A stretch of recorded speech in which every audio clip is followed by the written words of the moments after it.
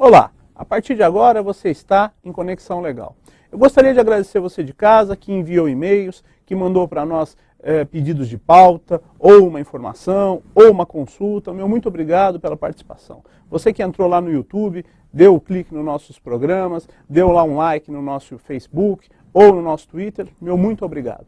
Eu gostaria de convidar você a participar do nosso programa agora com esse novo e entusiástico cenário que nós fizemos especialmente para vocês. Então começamos aqui 2014 com um novo cenário, gravando em novos estúdios, tudo isso para melhorar a qualidade do seu programa, para colocar mais informação no seu lar, com mais qualidade.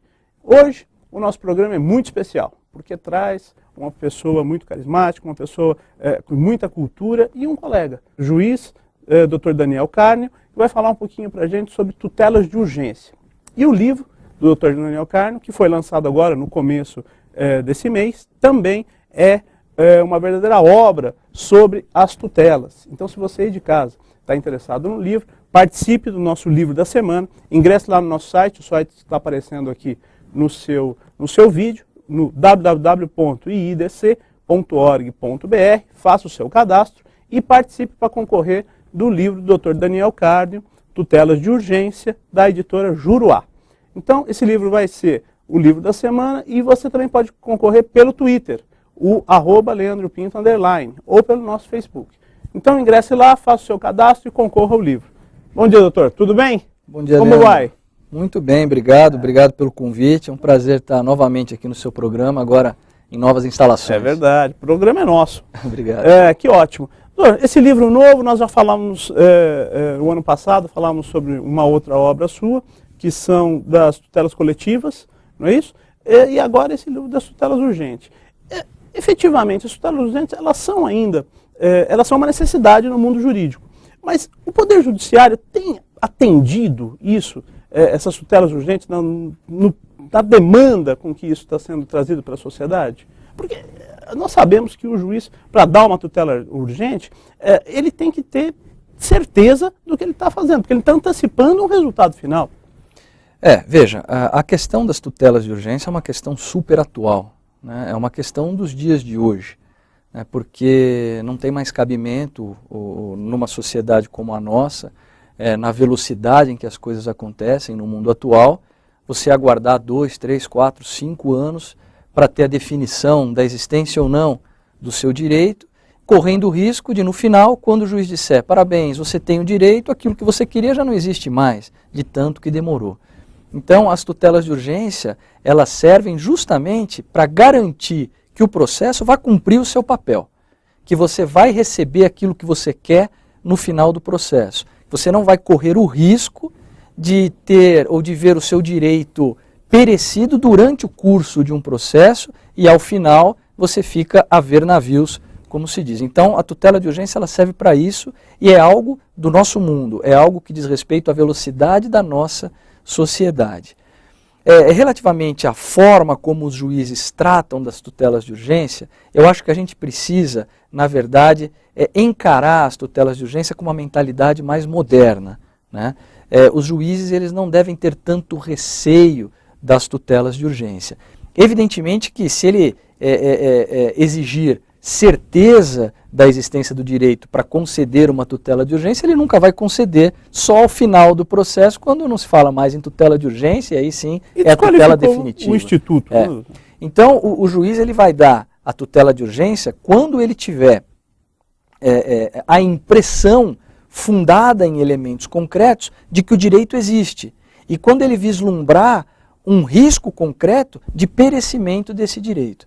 Eu acho que o juiz ele tem a obrigação de cuidar do processo. Não é só uma possibilidade, eu acho que é uma obrigação funcional do juiz fazer com que o processo corra normalmente e que ao final a parte receba aquilo que ela pretendia. Porque, Leandro, veja, não faz o menor sentido. O Estado proíbe que as pessoas realizem os seus direitos por sua própria força. Então, ainda que você me deva dinheiro, e não haja dúvida alguma sobre isso, se você não me paga, eu não posso pegar o dinheiro do seu bolso e colocar no meu. Eu estaria praticando um crime, inclusive. Eu sou obrigado a recorrer ao judiciário. para que o judiciário então te condene a me pagar e tire o dinheiro de você e passe para mim.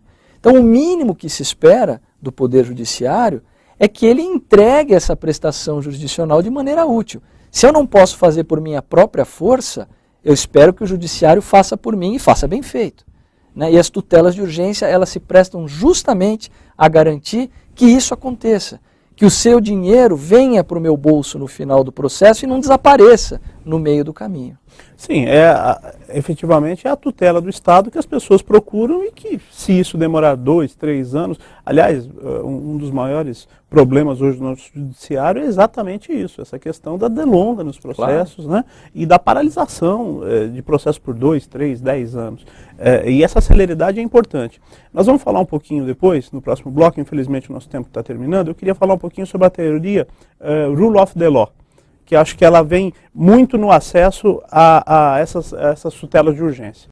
Você aí de casa, não se esqueça, continue conosco em Conexão Legal, nós já voltamos no próximo bloco. E se você perdeu algum programa, ou se você quer rever os nossos programas, ingresse lá no YouTube, Conexão Legal, seja nosso fã e acesse todos os nossos programas. Até o próximo bloco.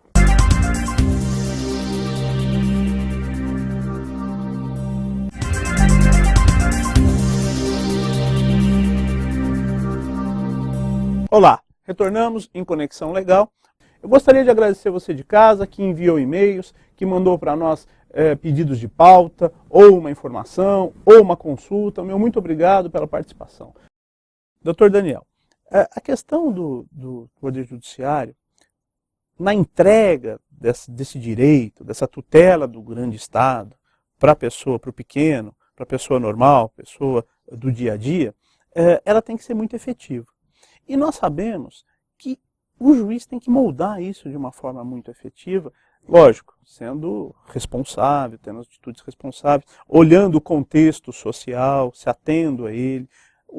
Mas, efetivamente, como o juiz, sabedor dessa necessidade e sabedor de que, entregando essa tutela jurisdicional, ele vai fazer com que a sociedade seja uma sociedade mais séria, uma sociedade mais humana, ele sabedor disso.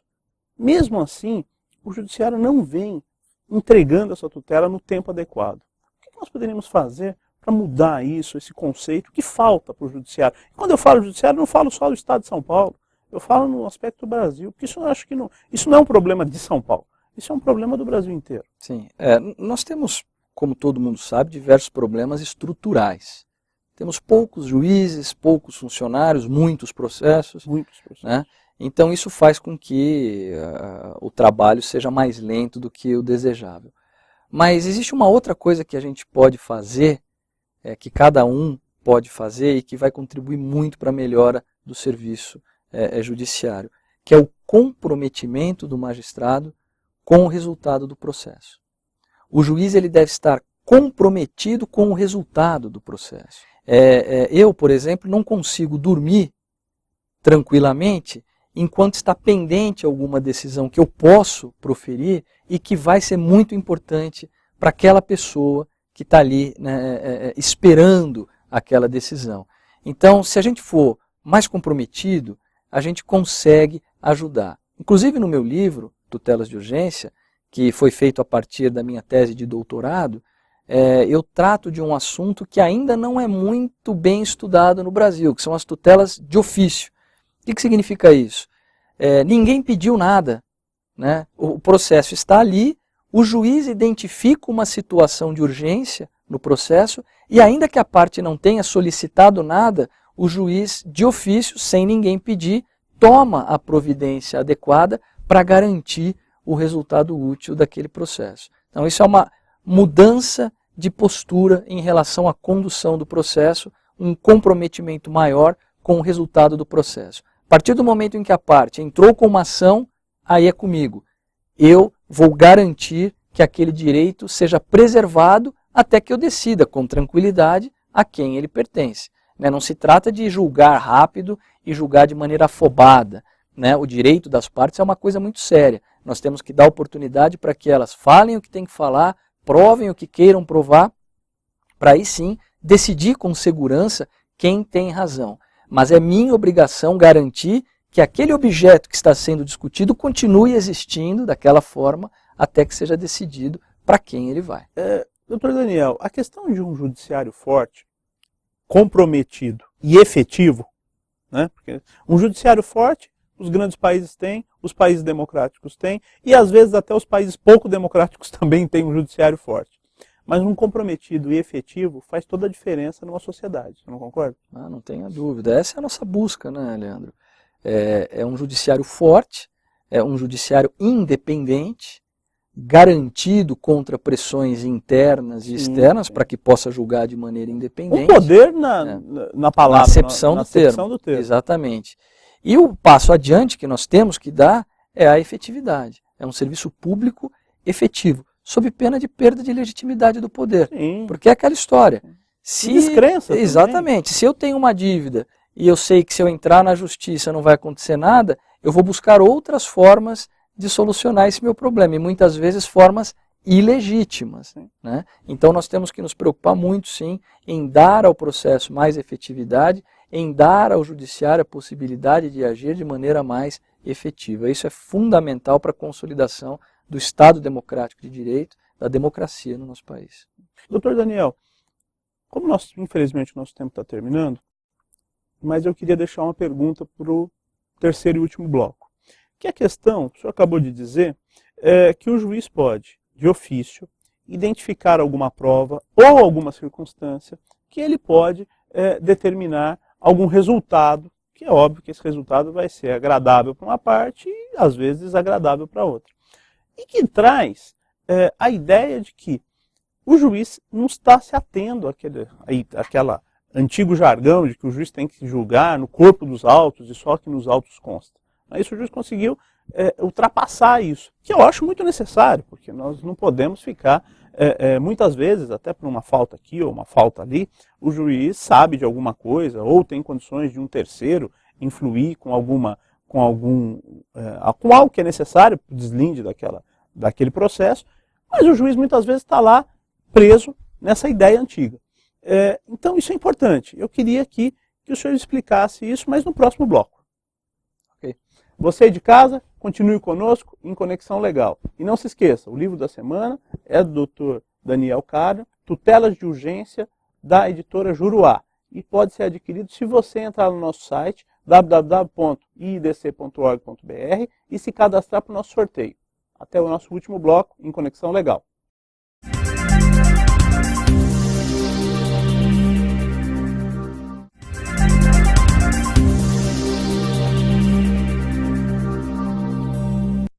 Olá, retornamos em Conexão Legal, nesse último bloco. E se você perdeu algum bloco do nosso programa, ou perdeu algum programa, ou quer rever os antigos, ingresse lá no YouTube, Conexão Legal, seja fã da nossa Face e também dê um like lá no nosso Conexão Legal. Quanto mais visualizações você tiver, mais importante será para nós. E também nós vamos saber que nós estamos indo num caminho correto e que as pessoas aí de casa estão gostando dos nossos programas. Então é muito importante ter essa troca de informações com você aí de casa. E desde já fica aqui meu agradecimento pelo comprometimento de você estar sempre no nosso programa. Hoje nós vamos falar de algo muito importante, a questão das tutelas de urgência. E essas tutelas foram discutidas no primeiro e no segundo bloco. E nós falávamos no bloco anterior com referência à questão do juiz estar sempre atrelado ao que está nos autos. O Dr. Daniel Cardo, que é juiz aqui em São Paulo, deu o exemplo de tutela de urgência que a pessoa pede, que a pessoa sequer pediu, que nenhuma das partes pediu, e que o juiz vislumbrou como necessário, pelo comprometimento que deveria ter e deve ter o juiz sempre com o resultado do processo, o resultado justo, a tutela do Estado, e em razão disso, ele procede daquela forma. E eu discuti aqui com o Dr. Daniel Cardo com referência à pessoa que vai ficar sempre, porque num processo você sempre tem o vencido e o vencedor. O vencido vai reclamar. Como é que a gente faz isso, Dr. Daniel Cardo? Para aquele que reclama. Boa, pergunta muito boa. E a questão é fácil de se resolver. Parece que não, mas você vai ver que é simples. Nós precisamos ser justos com a regra do jogo. Evidentemente que eu não posso surpreender uma das partes com uma prova que ela não sabe de onde veio, não sabe como eu fiquei sabendo, não teve oportunidade de se manifestar sobre ela. Então, veja o seguinte exemplo. Hoje nós temos a internet, né? e eu tenho acesso à internet do meu gabinete. Então, se a parte diz que em determinado local existe um prédio, eu posso entrar no Google e ver a foto, e ver a filmagem do local. E se tem o prédio no local, porque aquilo não está nos autos, eu vou ignorar aquela situação? Se ele nega que existe uma obra e eu entro no Google e vejo a obra, né? Então, eu de ofício busquei essa prova, mas antes de utilizá-la, eu tenho que trazer essa prova para os autos e dar a oportunidade para que as partes falem sobre ela. Mas muitas vezes, se eu primeiro der a oportunidade para que as partes falem sobre ela, para depois determinar alguma providência necessária, pode ser que seja tarde demais. Então eu tomo a providência necessária para assegurar, né, o direito da parte, coloco aquela prova nos autos, deixo que as partes se manifestem e produzam outras provas sobre aquilo, para então decidir de maneira definitiva. Então é importante que o juiz tenha essa noção de que não é possível surpreender nenhuma das partes com a sua conduta de ofício. É o compromisso, de fato. Exatamente, né? Exatamente. O contraditório, nesse caso, ele é colocado, ele é diferido, né? O juiz, tradicionalmente, primeiro ouve as partes para depois agir. Uhum. Nesse caso, em razão da urgência, ele age e depois ouve as partes. Mas as partes sempre têm que ter a possibilidade de se manifestar e de discutir aquela prova ou aquele elemento de convicção. E o resultado também disso, dessa efetividade do Poder Judiciário, é a mudança no hábito das pessoas. Hoje, o brasileiro, como o senhor bem colocou, ele é um povo que litiga demais. Né? O número de processos no Brasil, ele tem crescido exponencialmente. Foi até assunto de um programa que nós tratamos há um tempo atrás aqui no Conexão Legal, e trouxemos um desembargador federal dizendo que de 2000 até 2010 os processos cresceram 100%. O número de distribuições cresceram em 100%. É muita coisa, né? Sendo que a nossa população não cresceu nessa amplitude. Isso na verdade é um resultado mais ou menos previsível e normal. Nós vivíamos num regime ditatorial e a partir de 1988, um dos marcos de afirmação da democracia é justamente a abertura, o acesso à justiça. Então as pessoas eram reprimidas, não tinham a possibilidade de discutir os seus direitos e a partir daquele momento passaram então a ter a possibilidade de fazer isso.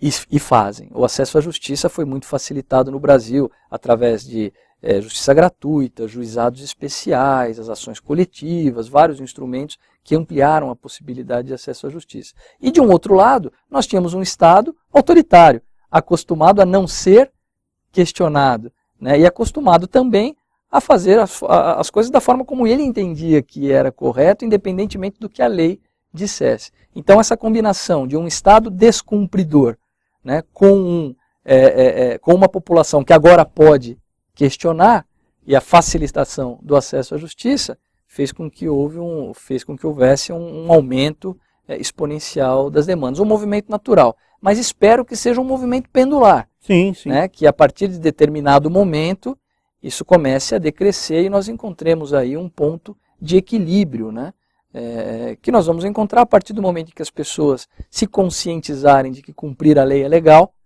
de que é bacana, de que é bonito, né? E aí, portanto, nós vamos ter apenas aqueles processos onde houve um excepcional descumprimento da lei, não há regra, né? E nós vamos ter um Estado também que respeita muito mais o direito do cidadão. A partir desse momento, nós vamos equalizar essa conta, né, entre processos que entram e processos que saem. Talvez a gente encontre aí um bom momento e melhore a qualidade da nossa prestação jurisdicional. Sim. E outro fato importante também para as pessoas litigarem é conhecer os seus direitos, que, aliás, função principal do nosso programa aqui na TV Justiça, que é esclarecer as pessoas de casa os direitos aos quais elas possuem e também a forma de buscar esses direitos. Infelizmente, nosso programa está acabando, mas eu fico aqui muito agradecido e agradeço em nome do IDC, o Instituto Internacional de Direito Comparado, a sua presença e essa aula aqui de tutelas. Muito obrigado pelo convite. Para mim é sempre uma grande alegria participar do seu programa, poder trocar ideias com você, com o pessoal de casa. Eu fico sempre à disposição. Poxa vida. Não quer deixar um e-mail ou um Facebook para as pessoas que têm alguma dúvida conectarem? Claro que sim. O meu e-mail é danielcarniocosta, meu nome completo, @hotmail.com, e tenho também o meu Facebook, a minha página no Facebook, que é Daniel Carnio Costa. Aqueles que quiserem trocar ideias, fiquem absolutamente à vontade. São instrumentos que eu utilizo muito para estar em contato com as pessoas, discutir ideias novas. É sempre muito bom, recebo com muito carinho as mensagens. E para aquele que não conseguiu ganhar o livro, onde adquire? Em qualquer livraria? Qualquer livraria. Hoje em dia é até mais comum comprar pela internet, né? É muito mais confortável. Então, pela internet você pode comprar em diversos sites. Tá ótimo. Você aí de casa, se quiser concorrer ao livro do professor Daniel, ingresse lá no nosso site, iidc.org.br, faça o seu cadastro e concorra a essa obra. Eu queria agradecer aqui você de casa, que esteve conosco durante esse programa, nesse nosso novo estúdio. Também queria agradecer a Rede CD, que gentilmente cedeu o estúdio para a gente estar gravando Conexão Legal aqui em São Paulo. Muito obrigado, até a próxima semana em Conexão Legal.